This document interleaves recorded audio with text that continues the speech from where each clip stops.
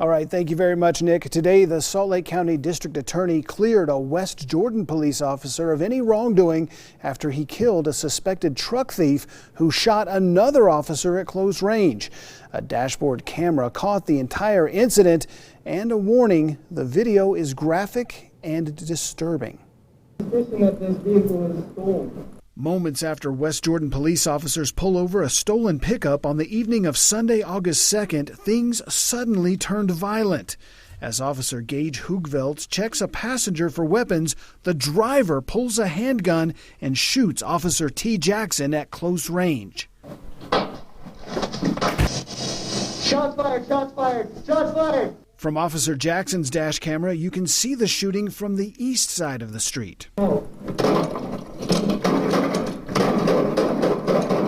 The bullet grazed Officer Jackson's chin and then entered his shoulder. Salt Lake County District Attorney Sim Gill says he survived with relatively minor injuries because two factors affected the trajectory of the bullet. The fact that the truck was jacked up and Officer Jackson was not as tall. Given that same scenario at eyesight, that was a headshot wound that would have been fatal to that officer.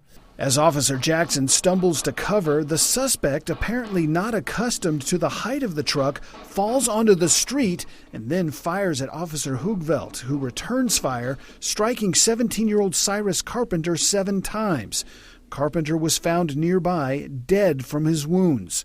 Today, District Attorney Gill said Officer Hoogveld was justified in the shooting and should be commended. He did exactly what he was trained to do in the fashion to respond to the threat that was presented to him. So it was very clear, and we were lucky to have the videos that we did. That incident was one of 30 officer-involved shootings in the state of Utah this year, tying 2018's record when 19 suspects were killed.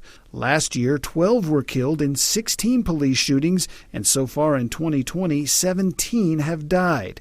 Gill says one is too many and points at our state's lax gun laws that put officers on edge. Where we have the most liberal presence of weapons, there is the greater the anxiety of that weapon being present in the encounter that you have. There's been multiple studies that have been shown.